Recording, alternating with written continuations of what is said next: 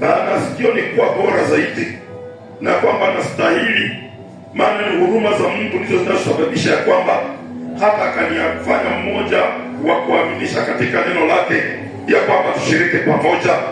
Hivyo takana tujue ya kwamba lolote tunalofanya bila Roho wa Mungu, yaani tukiimba vizuri, tuombe vizuri, tuhubiri vizuri, hata music ingie namna gani, lakini kama Roho wa Mungu hajatia muhuri kwa kazi ile tunafanya, ni vigumu sana kupata ya kwamba tumekubalika machoni pa Bwana. Ndio sababu Yesu Kristo akiwa mwana wa Mungu alijua ya kwamba bila Roho wa Mungu hatutakubalika mbele za Mungu. Haijalishi tutafanya kazi nzuri namna gani, hata iwe kazi yenye watu watasema wao washangae, lakini haijafurahisha Mungu, maana Mungu si mwanadamu umwempress tu kwa mambo ya kawaida. Maana sisi hufanya mambo yenyewe unaonekana great machoni pa watu, hata watu wanasema tazama ile kazi nzuri imetendeka. Lakini ajabu ni hii, kama Roho Mungu aweke muhuri kazi hiyo, basi hiyo ni kazi moja ya zile kazi ambazo hazina mwelekeo, ni kwa sababu hazina backup ya Roho Mtakatifu. Alipoza mwezi huu tumekuwa tukifundishwa kuhusu Roho Mtakatifu, si kwa sababu tusikie tu mafunzo, lakini tukae chini, turudi drawing board, tujiulize ya kwamba je, tunatembea na Mungu mwenye tumepambana naye, mwenye tumepokea ahadi na zawadi ya Roho Mtakatifu, ili vipawa vya Mungu vikae ndani mwetu.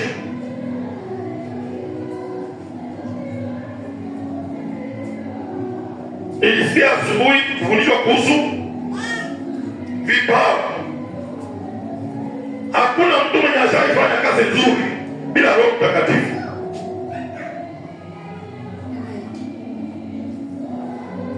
Nafikiri tutazamia upande huo siku nyingine, ili Mungu atusaidie tujue ya kwamba Roho Mtakatifu huenda pamoja na vipawa, ama vipawa bora mtu awe na kipawa. So nataka kwenda kwa neno la Mungu, maana najua ya kwamba we have several activities today, na ningependa ya kwamba tuikamilishe kwa wakati ufaao. So kwa sababu tutaenda moja kwa moja kwa neno la Mungu. Tunapoenda katika neno la Mungu na kuuliza tu, it is mahubiri of a question ya kwamba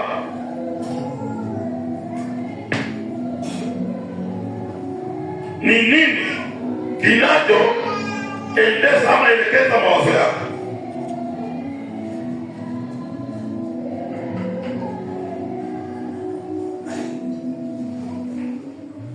Ni nini kinachoelekeza mawazo yako? Or what controls your mind? Haleluya. Amen. Unajua hii wiki nimekuwa hapa peke yangu sana, na kama watu walikuja sana hawakufikanga 5. So I don't expect you kukaa hivi umekuja hapa umechoka. Praise God. Amen. Na mwache kusukumwanga ate amen, na lazima mtu arukie haleluya, tukasema amen. That is bad. Na kila mtu hapa imeshika kama tu useme amen, jua kwamba wewe mtoto yana. Asante huyo mwenye unajua. Maana haleluya ni kupiga muhuri neno la Mungu. Amen. Ukisikia mtu akisema haleluya, ukisema amen, umeseal that word. Na kama umeseal, then it means ya kwamba kwako ikifika inaruka, inaendea the next person, ama inaenda kule nje. Au kusikia siku moja roho alisimama kwa ukuta huko, yaani watu hapo ndani na amesimama pale, anataka kudisappear, anataka kwamba kwenda mahali pengine, maana pale watu hawako ready. So let us twende moja kwa moja in the book of Romans chapter 8. Nataka kusoma pale mbio, maana ndio Mungu amekusudia kupokea mchana wa leo, na najua Bwana atatubariki. Neno tunapata katika kitabu cha Romans, hiyo ndio base ya kupata zingine, lakini hiyo ndio inakuwa mwelekezi wetu. Romans chapter 8 from verse 5. Na nimeanza, those who live according to the sinful nature have their mind set on what that nature desires.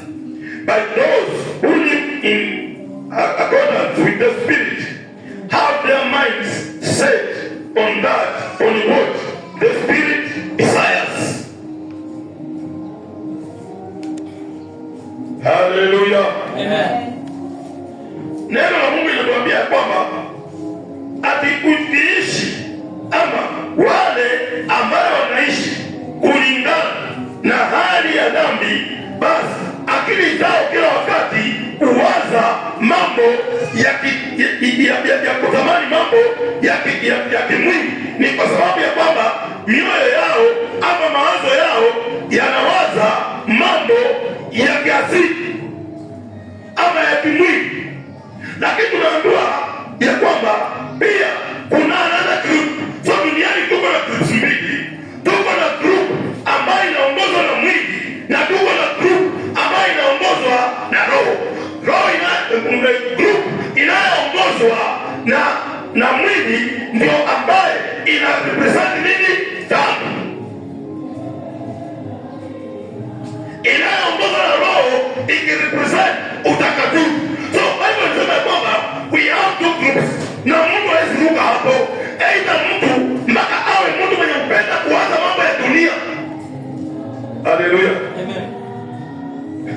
Bwana asifiwe. Amen.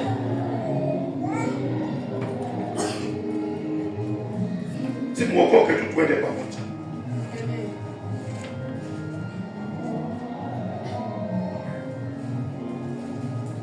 Wewe ukifungua mdomo wako sana toka leo. Wacha hata leo mimi unaambia chaji Mungu. Chaji huwezi kuwa mtu mwenye ameokoka. Wokovu inaanza kesho bana. Ndio utajua kama una dalili ya Mungu ama una kabisa uko tu alone. Mande ni nzuri sana kulingana na mahali unafanya kazi. Ukiwa ofisini kule, ukiwa kwenye biashara yako kule, ukiwa kule. Hiyo kitu inadhibitisha kama umeokoka ama kama hujaokoka. Sande, na ndio sababu mimi siku yenye Yesu atarudi, hata yeye mwenyewe hajui. Ni Baba ndiye anajua na malaika hajui. Lakini what I'm sure, Yesu atarudi Sunday. Hiyo niko sure. Hawezi rudi Jumapili.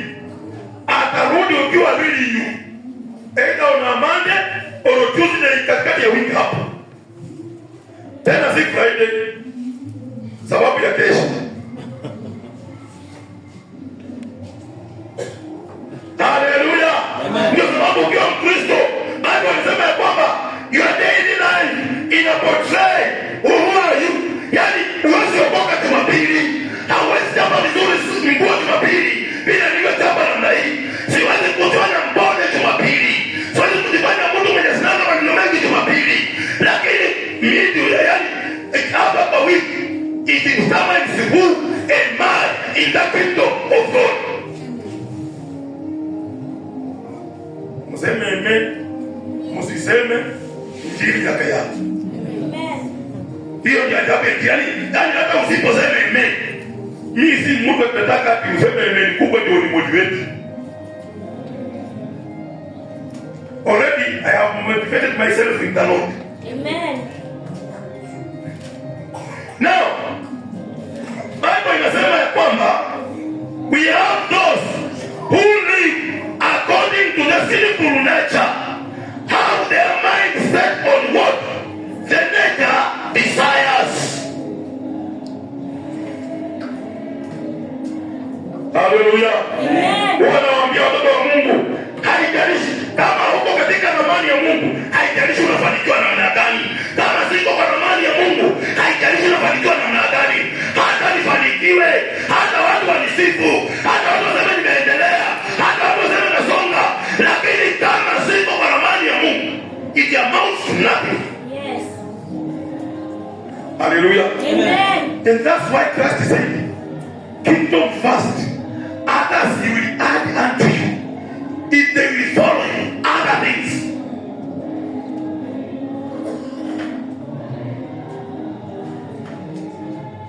Nitarudi pale.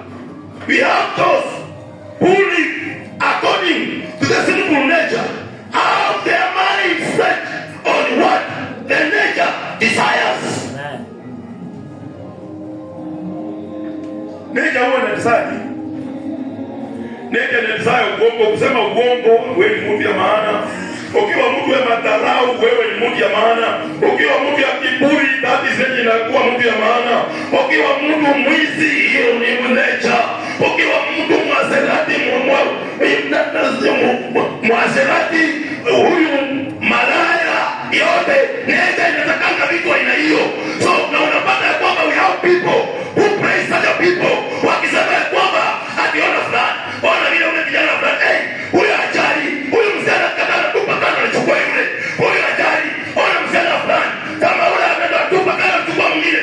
Nature ikimsifu anafikiria kama yeye somewhere. Yes.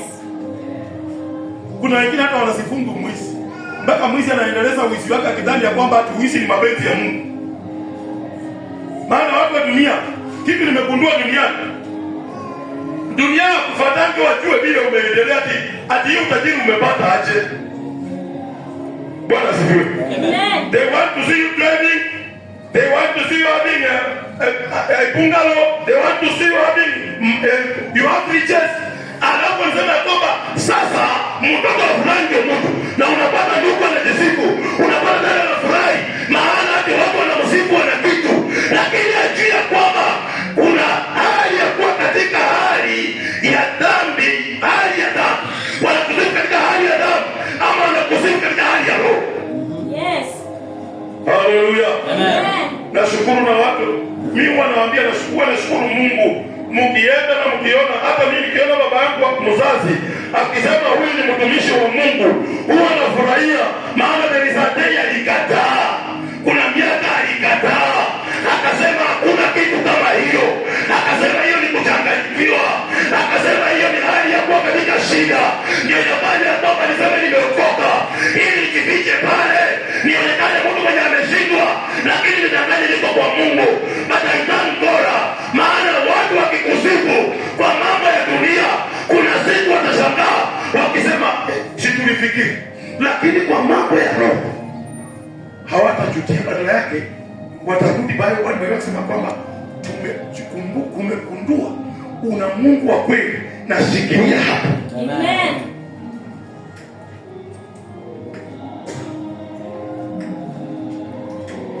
So it continues to say, but those who live in accordance with the Spirit have their mind set on what the Spirit desires. Hallelujah. Amen. Kwani roho ukuelekeza ama roho utamani nini? Roho utaka kuenenda katika njia ya namna gani? Hallelujah. Amen. Maana roho wa Mungu ana qualities zake, na ndio sababu wanafunzi waliompokea mara ya kwanza kabisa walijifungia. Wale ambao walikuwa miaka karibu na 20 walienda baru, wakafunga mlango na wakajifungia ndani. Wacha nikwambie, ni watu wa ajabu, maana leo tuko na shida. Si unaona tunafundisha roho leo, alafu kesho unakutana na mtu unataka kumgonga. labda roho alikuwa amekaribia mlangoni tena anasoka baba. Amen. No wonder these people, men and women of God, walijifungia. Yes. Wakasema kwamba kama hatutajazwa tutoke hapa. Yes. Amen. Hallelujah. Amen. Unajua leo naongea na watu ambao wako wanted na life. Yes. Bwana asifiwe. Najua naongea na nyinyi watu wenye mko na wasiwasi na maisha. Mnafikiri ndio yenu ndio inafanya mfike mahali.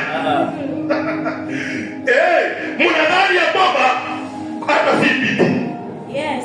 Mimi kwa hii maisha kulingana na siku kadhaa zenye nimeishi, si bidii upatia mtu. Amen.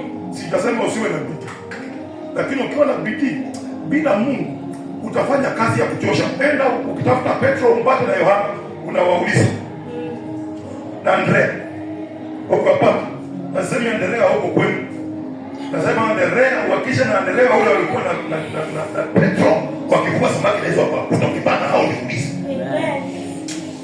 They were experts, they knew what they were doing, but the whole night they got nothing. Hallelujah. Amen. Unaweza pata hewa. Yes. Unaweza kuwa na bidii na upate hewa. Ni kwa sababu mwenye kufanikisha, mwenye nguvu umemfungia kama. Kuna wale sema nataka kukomboa wakati. Roho wa Mungu utamani mapenzi ya Mungu. Roho wa Mungu Maana tulipata ya kwamba tuko na Mungu Baba, tuko na Mungu Mwana na tuko na Mungu Roho Mtakatifu. Amen. Na tukapata ya kwamba hawa watatu ni watatu katika moja. Yes. Na tukapata ya kwamba wote wamejiandaa katika mapenzi ya Baba. Amen. Ili Baba alipotaka mtu akokoa ulimwengu, Mwana alikaneta karudi mtu. Yes. Aliporudi mtu akaokoa mwanadamu. Baba tunapata kwamba Roho naye kazi yake ni nguvu ambazo Mungu hutumia kufanya kazi. Amen. So tunapata kwamba from the beginning the Holy Spirit was there. Yes. Ndio sababu Biblia inasema kwamba dunia ilikuwa imejaa giza, maji yametanda dunia na Roho Mungu amejaa juu. Yes. And because the Holy Spirit was present, ndio sababu Mungu alisema kwamba na kuwe na nuru. Hakusema kuwe na nuru bila Roho, maana the driving force ama nguvu yenye Mungu alitumia kufanya kazi ni Holy Spirit. Ndio nguvu Mungu hutumia kwa utendaji. Amen. Hallelujah. And that's why hakuna mtu akikosa Roho Mtakatifu hawezi fanya lolote. Ni kwa sababu Roho ndiye mwenye kuumba. Yes. Hallelujah. Amen. Roho ndiye mwenye kuumba. Ndio sababu ukipata kijana mwenye ameokoka na hajaoa hapo heri. Ukipata msichana mwenye hajaoleka na ameokoka, si kwenda church. Unajua nilisema mpaka tutakuwa tukitofautisha kwenda church na kuokoka. Yes. Si kwenda church.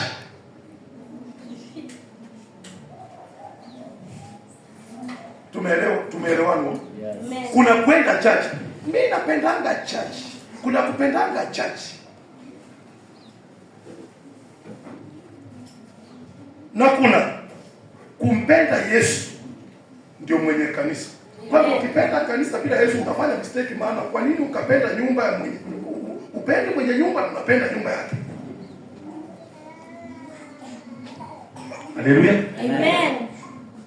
Na Roho Mtakatifu huelekeza Mungu katika mapenzi yake. Huelekeza Mungu katika mapenzi ya Mungu. Ndio sababu baraza la kuhimiza utahepa. Watu wasio wa Mungu utawachukia, lakini utawaheshimu, lakini hautafanya hao ndio marafiki wako wakubwa. Hawa watu utapata ya kwamba mambo yenye unaongea nao ni machache mno kuliko, maana Roho Mtakatifu huelekeza mtu kwa jamii ya Mungu. Maana nataka kwamba ajengeke pamoja na familia ya Mungu. Bwana asifiwe. Amen. So mimi nashinda vile mtu anaweza shinda kwa nyumba wiki mzima asikuje kanisa na anasema amejazwa Roho. Roho gani mwenye akwambia enda uombe Mungu?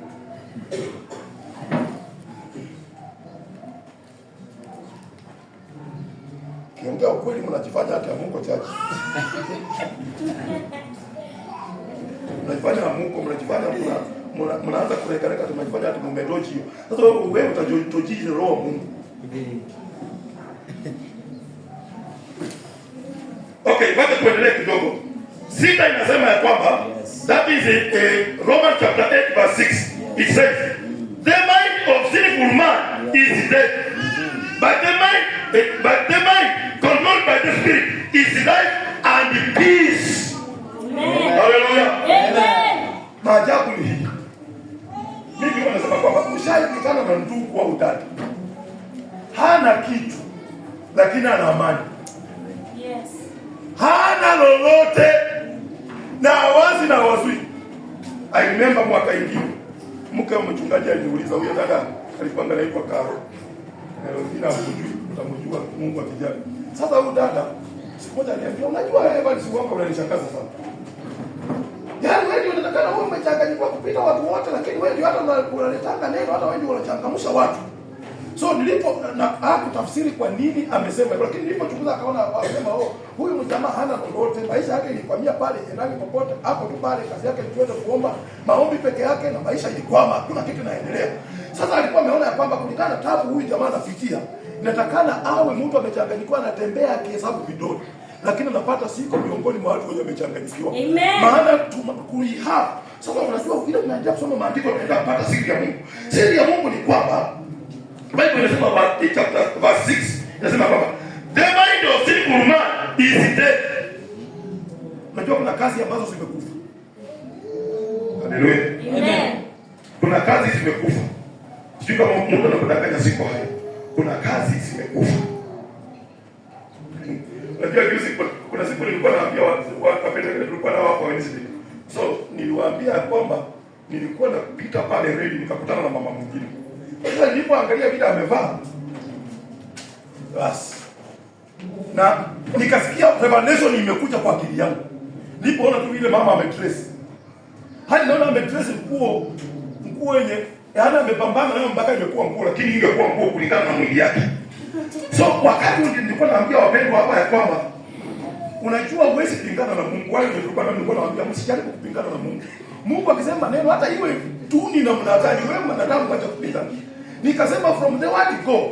Mungu alipoumba mtu, Mungu alisema tukae uchi, tusivae nguo. Mwanadamu akakataa mpaka avae nguo. Sasa leo amefika mahali nguo imemchokesha, anataka kutoa tena.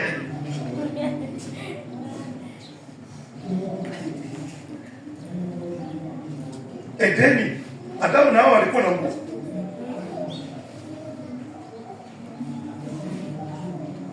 Mtaki kufundishwa kwa kanisa, mtaki kufundishwa huko nje. Kwa kanisa ni tabia mbaya, lakini huko nje ni nauliza, wakati Mungu aliumba Adamu na Hawa, si Mungu aliwachapa suti? Yes. Na akawacha na suti. Hawa pekee akafika wale wakasema hataki hii suti. Wanataka wachonee suti yao. Mungu akamwambia well and good, shona ile. Wewe unafikiri nini nasumbua mama anataka kutembea uchi leo? Mama anataka kurudi original ya Mungu. Mungu alisema tusembee na nguo. Na unajua sasa mimi kitu sielewi. Wanaume nao wakati kwa ngozi yote atatoa dili maana sasa kwamba mama ndiye anamwambia kwenda. Siku hizo napata mama, unajua wale nitekesha kwa navaa nguo kama hiyo ndio baby ya kukanyagia chini. Lakini unaona siliti nayo imefika wapi? Sasa unataka mimi warani na kuna kama unaanza kucheka. Nasema sasa nini nilichokesha huyu? Si angechukua tu kinyaza ile ndogo na tembea nayo tembea kutoka na hii kitu hata hii kitu hakuna mahali na mbele. Maana ukichukua ndevu umetelekea tena imerarua mpaka hapa. Alafu kuna wadada hapa na wandugu. Imagine anaenda kidhara. Unapijuana sometimes. Hata nyinyi mnaona mnanyang'anywa pesa. Amwoni mnaibua pesa. Maana mtu atasonaje nguo, atakusonaje nguo ifike chini na achape, atachape mtaro mpaka hapa.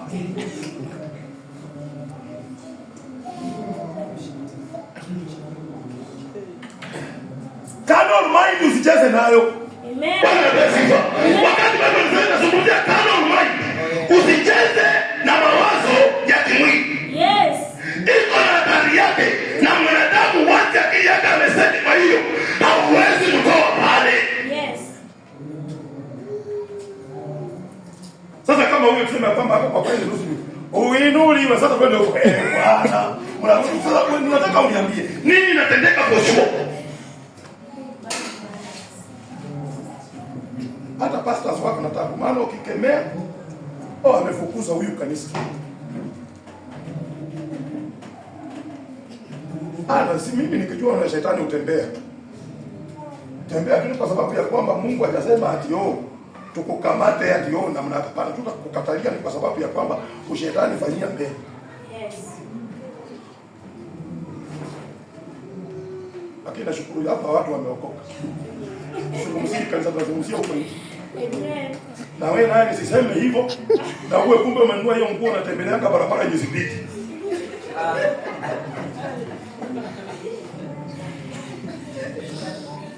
Vile nilikutana na mtu huko Limuru akaanguka kwa mahindi. Imagine mshirika anataka paka kuingia kwa mahindi kabisa kutoroka. Na baba akamkosea lolote.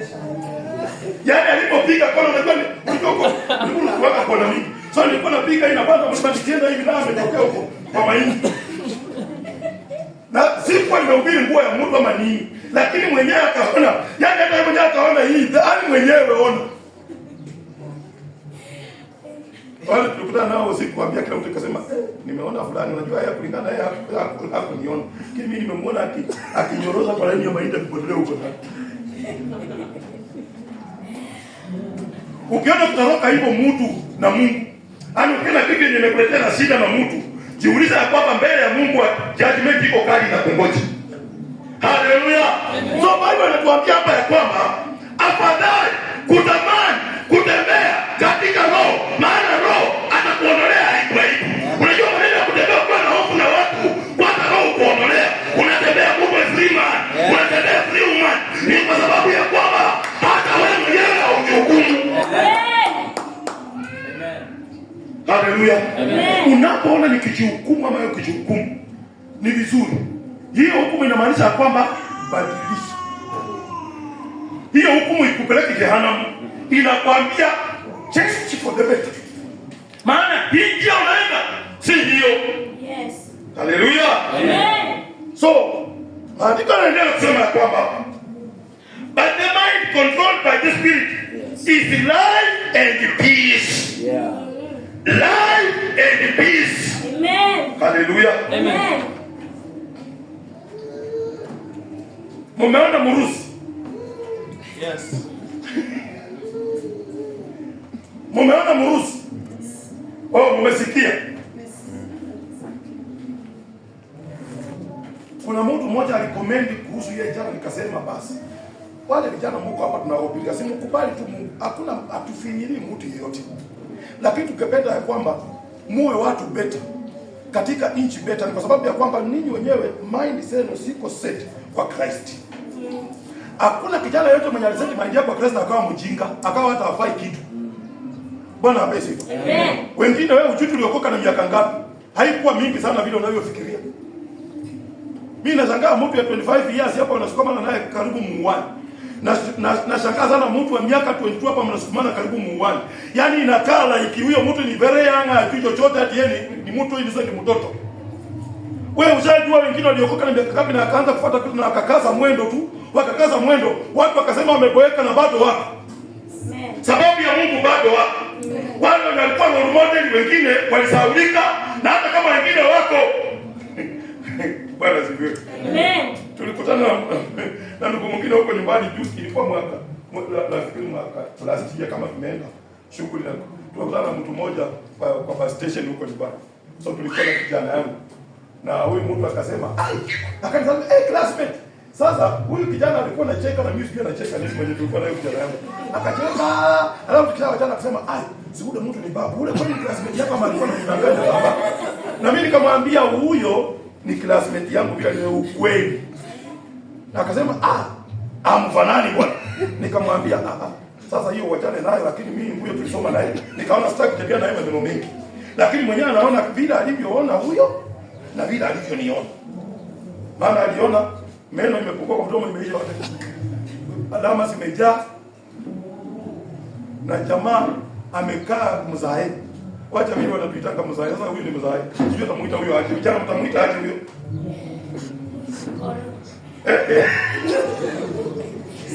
Now,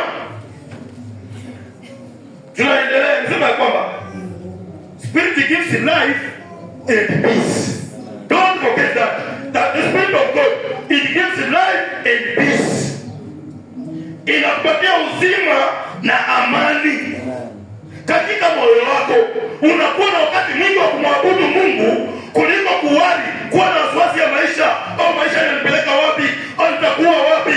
Haufanyi compare na mtu yeyote kimaisha. Amen. Ni kwa sababu amani ya rohoni, Roho wa Mungu ameweka pale amani ambayo Mungu alisitoa. Amen. Haleluya. Amen. Sasa nilikuwa mabaya kitabu moja, siku kama nitafika hivi na nipata kumaliza haraka.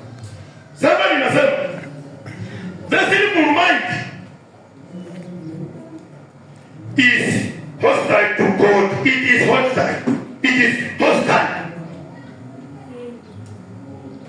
Kiswahili nimesema hostile, Kiswahili uadui. Kiswahili nimesema kwamba, Kiingereza nimesema kwamba it is hostile.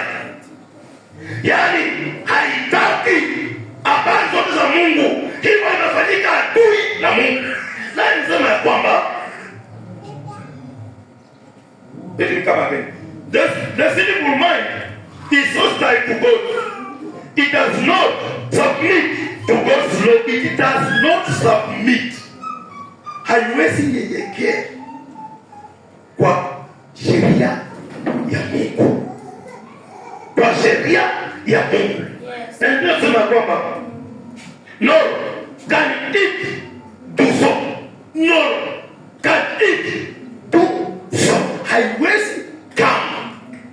Haiwezi kama. Ni kwa sababu ya kwamba ni mawazo ya kiakili na ya dunia. Tayari nilikuwa nahubiri hapa. Na Roho wa Mungu akanifunulia ya kwamba usije ukaona mtu, yaani wakati unapohubiriwa na uokoke, usichukulie hiyo kama ya kwamba wewe ulikuwa mtu intelligent ndio ukaokoka. Usije ukasema ya kwamba ati kwenu watu wako na akili, ati kwetu baba yangu ni fulani, ati baba yangu ni bishop, baba yangu ni pastor ndio nilifanya nikaokoka. Ukuje ukagundua ya kwamba ni huruma za Mungu wewe kuokolewa. Yaani kutolewa. Unajua wokovu watu wanafikiria tu wokovu nimeokoka. Sasa nimeokoka maisha yataimarika, nitaendelea. Si hiyo. Umetolewa mautini ukaingizwa uzimani. Yes. Unajua macho ya nje haya yanaona mambo ya hapa duniani, haioni mambo ya mbinguni. Unaweza ndani ya kwamba hakuna hukumu, ukiishi unasikia tu uishi to the fullest. Lakini hatari ni hii ya kwamba kuna hukumu inakuja. Hukumu ambayo ni final, hakuna apili. Apili it is to be. Apili ni sahihi. Unaposikia neno la Mungu, ninaposikia neno la Mungu, it is the time to appeal. Maana ninapoenda kwa Yesu, ndio naamua kuapili maisha kwake. Ya kwamba akawe wakili wangu, akawe mtetezi wangu, akawe msimamizi wangu, ili ya kwamba when that time comes, nikapate niko salama, maana wakili ametangulia na makaratasi mbele ya Bwana. Amen. Haleluya. Amen. So, mawazo ya binadamu ni asi, ni katili, haitaki kumsikiliza Mungu na haiwezi. Lakini bado tunasema kwamba those controlled by the sinful nature cannot please God. Hawawezi kumpendeza Mungu. Watu wote in the very book, ukienda kusoma chapter 1, inazungumzia ikisema ya kwamba at the wrath of God imedhihirishwa juu ya uasi wote. Watu wote wanaofanya uasi, wrath imefanya nini? Imedhihirishwa. Kudhihirishwa maana yake ni kwamba even though you are walking, that wrath is iko juu ya kichwa chako. Hasira ya Mungu, yani unatembea na hasira ya Mungu, lakini unasema kwamba si nilienda nikaamuka tu vizuri nikaona naendelea. Si niliona tu, nimesikia hata akili ya dunia ikisema ya kwamba ati hata mimi unaona maisha yangu ni bora kuliko ya friend anasema ameokoka. Let me tell you, that is kind of mind. Ndio inazungumza hivyo. Ya nini nitembee? Mtu mwenye jiona upgrade na radhi ya Mungu inanikalia. Si radhi ya mtu. Afadhali kadhabu ya mtu ikukalie. Kadhabu ya Mungu ya mtu ikikukalia, Kristo ataitoa. Lakini kadhabu ya Mungu ikikukalia, kuna siku moja mzee mmoja anaitwa Eli, watoto wake walipokuwa wanafanya madhambi kwa kanisa, aliuliza watoto wake na wauliza wanao, mnajua mtu akikosana na mwenzake huwa reconcile na yeye, na mtu akikosana na Mungu ni nani mwenye atareconcile hawa wawili? Nani ataleta Mungu na mwanadamu ati Mungu na wewe umaneni msamaha? That is the meaning of reconcile. Yaani ya kwamba kusameheana. Ni nani atakaye leta uwiano kati ya mtu na Mungu na mtu amekataa? Haleluya. Amen. Nisamehe tu. Nani nasema hivi? You, sasa nazungumzia kwenye kanisa. You, however, are controlled not by the sinful nature but by the Spirit. If the Spirit of God lives in you, and if anyone does not have the Spirit of Christ, he does not belong to Christ. You, however, are controlled not by the sinful nature, but by the Spirit. If the Spirit of God lives in you, if the Spirit, okay, thank you, God.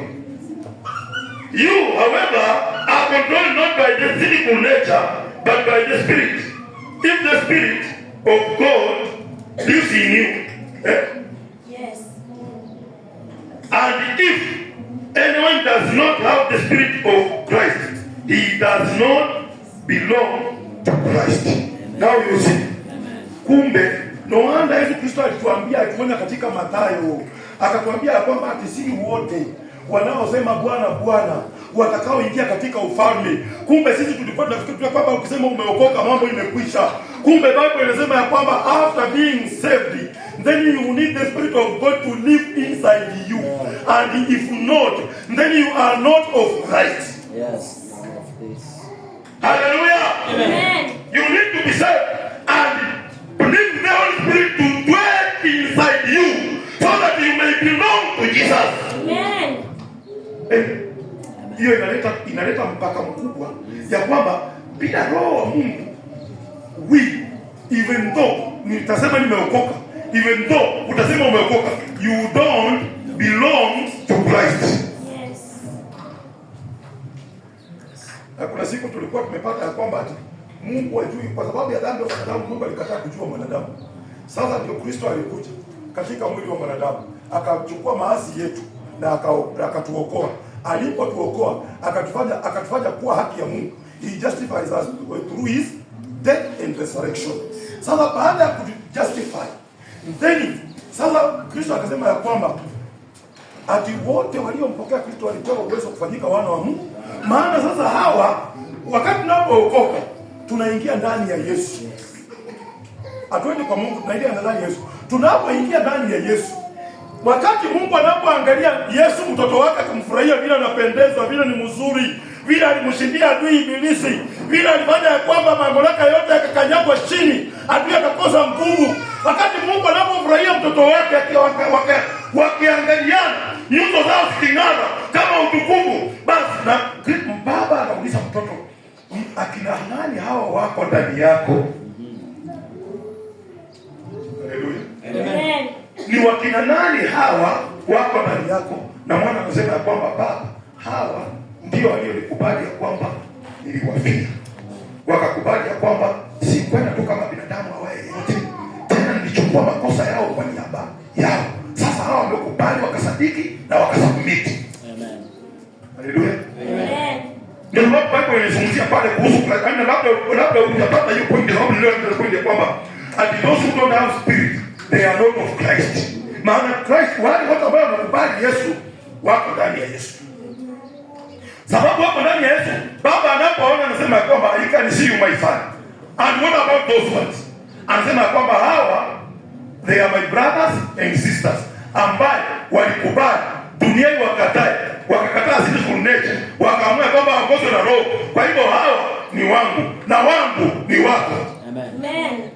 Hallelujah. Amen. So, kwa hivyo, if we don't have the Spirit, you don't belong to who? To Christ. But if Christ is in you, your body is dead because of sin. Yet, your spirit is alive because of righteousness.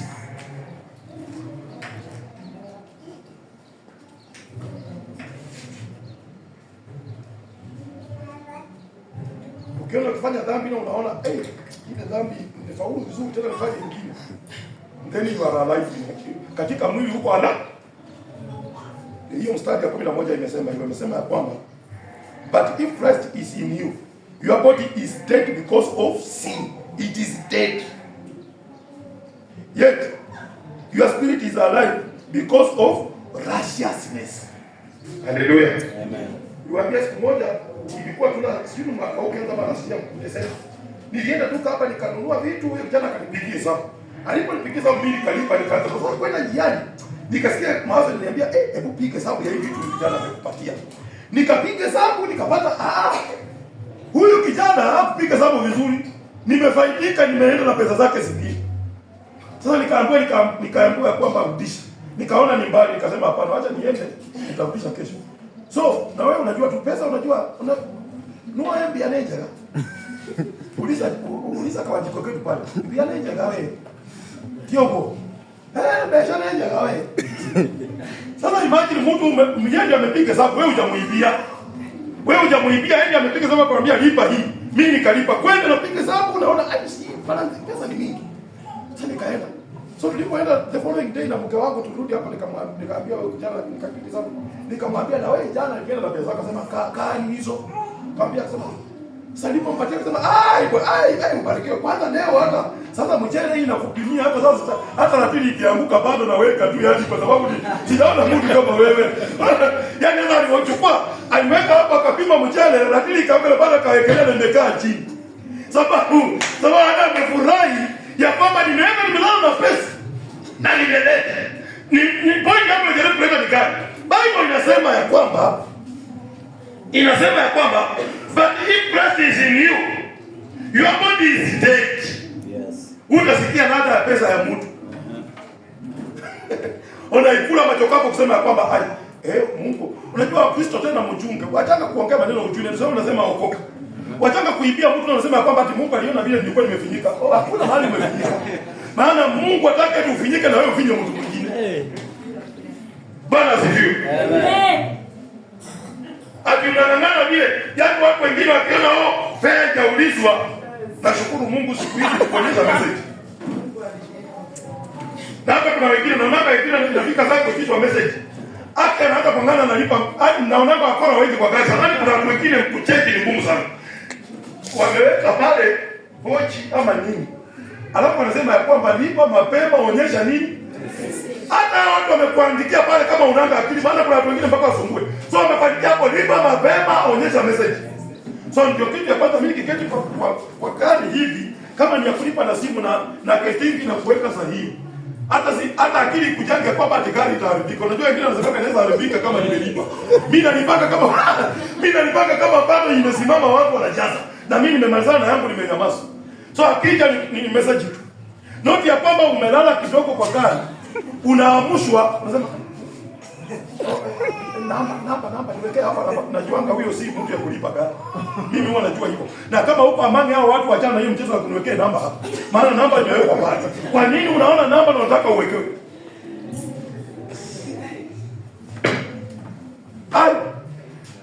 Bible inasema ya kwamba mwili imefanya nini? Imekufa kwa mambo hiyo ya kufanyia watu kitu. Amen.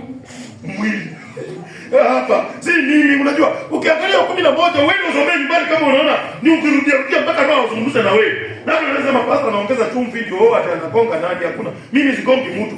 Lakini unangojanga unafanya umelala mpaka unataka kulipia fare Nairobi.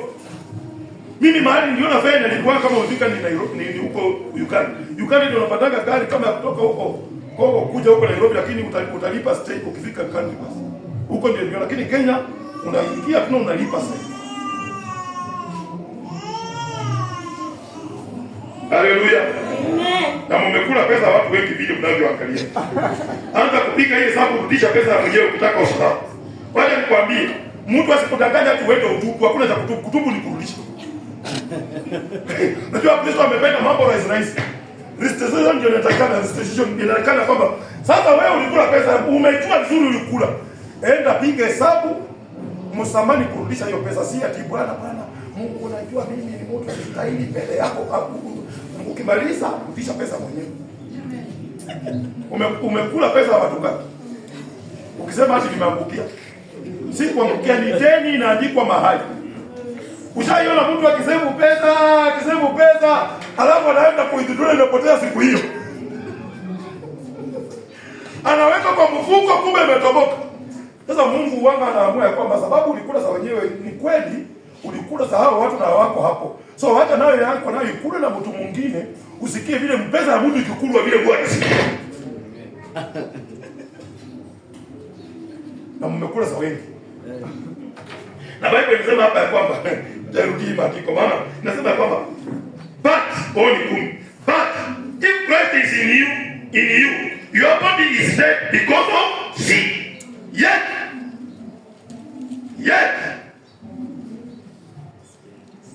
your spirit is alive because of what? Righteousness. Haki. Sasa haki inasimama. Bwana asifiwe. Amen. Najua hata niligundua kuna watu wengine anakaa miezi mingi alipi nyumba. Lakini usianze kufanya hivyo kama uko kwa agency. Maana agency hawatakangi uruke mwezi utapiga. Lakini wale wanaita anaishia hapo. Alafu ataanza kupingana mwenyewe, hapana. Kama apewange risiti asema hapana. Mimi nilikulipa niko tuna deni ya mwezi moja, kwa hivyo hii ya pili na hapa na miezi 6 ama hii. Anashindana ujanja ama alipe nusu, hiyo anasema nilimaliza. Mko hapa sawa? Haina shida. Wacha tumalize. Muda ndio huo. John 3:6. Bio sana maana hiyo ni conclusion na maliza. Na kupatia tu hizo ni mistari yenye inawiana na ile yenye tumesoma kule, lakini nataka tu John 3:6 inasema namna gani? Those who want kilichozaliwa kwa mwili ni mwili. Kitu kilichozaliwa kwa mwili ni mwili. Na kilichozaliwa na roho ni roho. Na kilichozaliwa na roho ni roho. Mungu anapenda maneno ya mwili kudili naye ni kazi ngumu sana. Maana maneno ya mwili ufurahia. Kila mahali unapingana na siasa atakaa hapo 3 hours. Kila mahali neno la Mungu liko dakika 10 imepita, nilikuwa na haraka na rush kwenda huko, maana hawazungumzi mambo yenye yanafuatana na mwili. Wagalatia haraka, mwingine afungue James. Wagalatia 6, mtu afungue bado. Nataka twende ndio maana tumemaliza. Sitaki kwenda sana. Hiyo mahubiri imetosha. Haiwezi pita hapo. Galatians chapter 6 verse 8 inasema aje? Na mwingine James 4:4. Maana yeye apendaye kwa mwili wake katika mwili wake apendaye mapandaye. Kwa mwili wake katika mwili wake atavuna uharibifu, bali yeye apandaye kwa roho katika roho atavuna uzima wa milele. Sasa hii maneno ya kupanda, Mungu asidanganye ati ni fedha tu. Lakini hii maneno ya kupanda inahusiana na kwamba mtu mwenye upenda mambo yenye mwili wake upenda. Yaani mwili wake utaki kusinikizwa na kuwekwa katika njia ya Mungu. Anataka mambo yenye atafanya ya mchangamshe kila wakati, na mchangamshe hali zake. Huyu mtu upanda katika mwili. Upanda katika mwili maana anaenda comfort zone ya mwili, anakataa kwamba roho, afadhali roho istop, lakini mwili siye mzuri. So huyu upanda katika mwili. Na Biblia inasema kwamba anayepanda katika mwili huvuna uharibifu. James 4:4. Nasema, enyi wazinzi, hamjui ya kwamba kuwa rafiki wa dunia ni kuwa adui wa Mungu? Basi kila atakaye kuwa rafiki wa dunia hujifanya kuwa adui wa Mungu. Imagine, hata ukitaka kuwa adui ya Mungu usimtukane. Haleluya. Bwana asifiwe. Amen. Ukitaka kuwa adui ya Mungu usimtukane. Penda tu nini? Kwani watu wote naona watu wengine naangalia huko, ndio wale waangalia kushishika.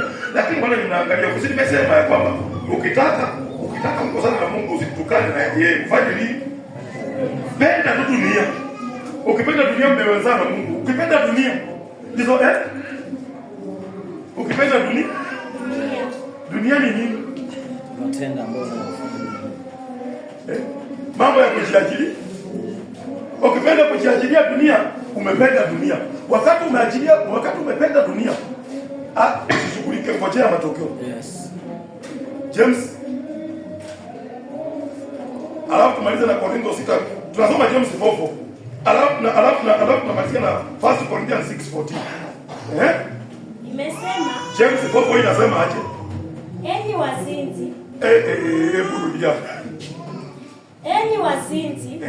Hamjui ya kwamba kuwa rafiki wa dunia ni kuwa adui wa Mungu?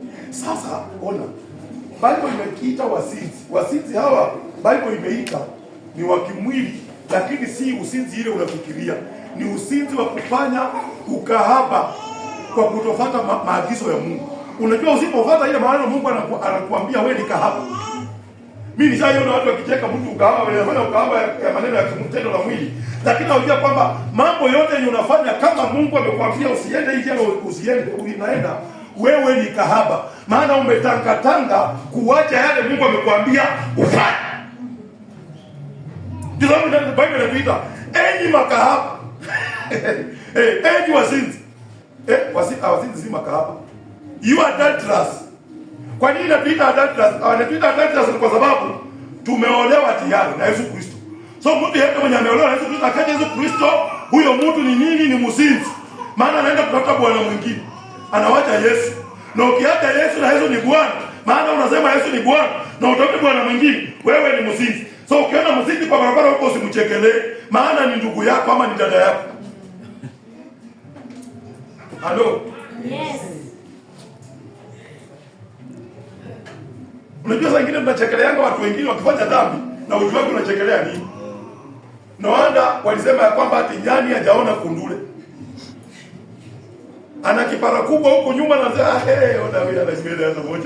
Na maana haoni huko. So Bible inasema ya kwamba enyi wazinzi, si wazinzi wakimiki wale wewe. Sasa wewe kama ufanye mapenzi Mungu anakuambia east na wewe unasema ni west. Mungu anasema south na wewe unasema ni north. Ewe msinzi. Na unajua Bible ikikuita msinzi inamaanisha kwamba uko kwa Bwana. Hakuna msichana yote mwenye utembea aitwe msinzi. Kama yuko kwa Bwana bado ataitwa fornicator. Hata mwanaume ataitwa fornicator maana hana mume, hana mke.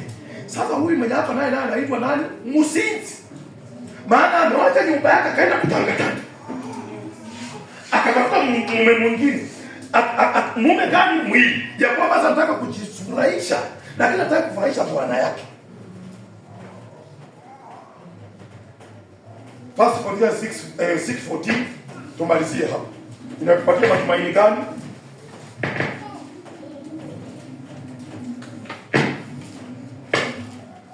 Inasema naye Mungu alimfufua Bwana na tena atatufufua sisi kwa uweza wake. Asante. Hiyo ndio tumaini niko nayo kwa Injili. Despite vitu yenye mtapata yote Mungu atanipa nikiwa katika mwili nikiwa hai. Lakini matumaini yenye mimi nafanya na ubiri na bidii hii. Niko sure alifufua Yesu. Amen. Bwana asifiwe. Niko na hakika alimfufua Yesu. Amen. Sasa niko na matumaini yale hata mimi nitafufuliwa. Haleluya. Amen. Na hata tujaokoka tupate, kama umeokoka umepata chakula mzuri, kapata nyumba mzuri, kapata shamba mzuri, kapata gari mzuri, ukapata nguo nzuri, si lengo ya kuokoka. Mungu akupatia hiyo vitu bado. Unajua hata watu wa dunia wanapataka vitu kama wakipata nani anakuanga amepata. Unajua sometimes sasa hata nikwambie, nimefika mahali tuhubiri injili iliyokoma. Amen. Wale watu wanaabudu Mungu na wako na hiyo vitu. Kwani Mungu amewacha watu ya kanisa akapatia hao. Bwana sifiwe. Amen. Maana kuna watu wengine wanasema kama singeokoka, singejenga nyumba. Ni point.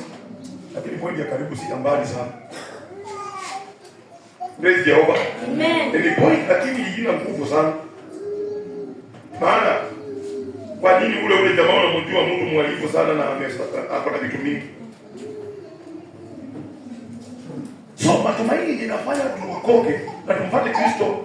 Ndio hiyo, rudia dada. Patia watu tumaini watoke hapa kama wako na uhai leo. Wakorintho wa kwanza 6:14 inasema naye Mungu alimfufua Bwana. Naye Mungu alimfufua Bwana. Na tena atatufufua na sisi kwa uweza wake. Na tena atatufufua sisi kwa uweza wake. Haleluya. Amen. Hebu kwa matumaini katika wokovu. Wala ukata tamaa. Ndio kuna uwezekano hautapata vitu vingine, lakini si heri upate uzima. Maana hii vitu tunaenjoy ni muda tu. Bwana asifiwe. Amen. Hata kama uko na pesa kununua hamburger ni muda. What to do? And what? Pizza. Wengine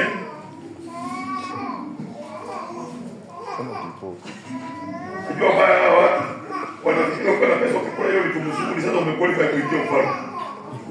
Lakini Biblia inasema matumaini yetu tuko nayo. Alimfufua Yesu. Kwa sababu alikometoka kafua Yesu tukiona na macho. Atatufufua na sisi ona sisi tu. Sisi wenye tuko na matumaini ndani yake ya kwamba alimfufua nani? Yesu. Amen. Haleluya. Amen. Tunataka kuomba. Tunapoenda kuomba, uko na mwelekeo gani ndugu yangu? Uko na mwelekeo gani dada yangu? Je, bado umedini zaidi ya mwili sana? Hiyo ndio inaamua maisha yako. Leo Roho Mungu anaitaka. Anasema kwamba Mungu tunayemwabudu alimfufua Yesu. Kubali Roho Mungu akae ndani mwako. Ni kwa sababu huyu Roho huyo Roho ndio Mungu atahuisha ndani yetu. Haleluya. Ni fakti Roho akufu. Roho Mungu akufu. So akiwa ndani mwako amekuweka muhuri ulale. Utakuja kwa mwisho. Tangu Yesu alipoenda kwa Lazaro, hakusema anaenda kufua maiti. Alisema naenda kuamsha mtu aliyelala. Yes. Bwana apewe sifa. Tena Paulo akasema ya kwamba hatutalala zote. Tena Danieli akasema si wote waliolala mavumbini ambayo watakaa hapo daima.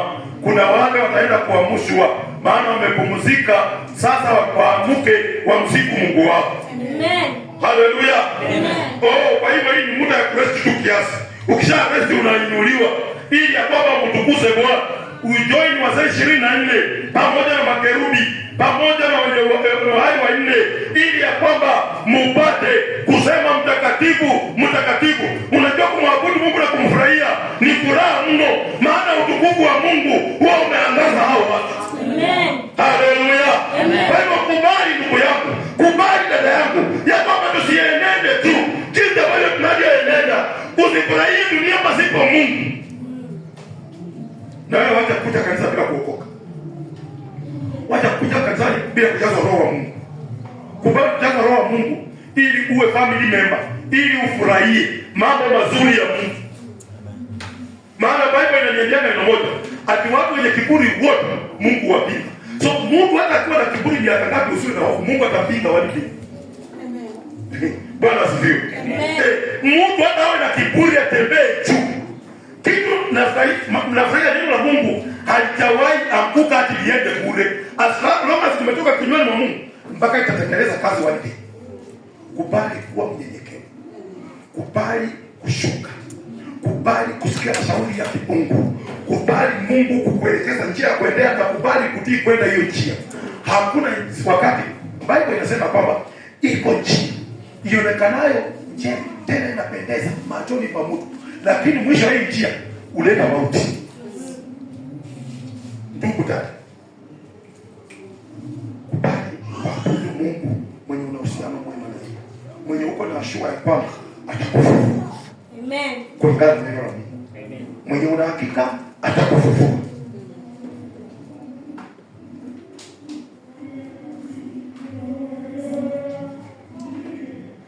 Tusimame tunapoomba.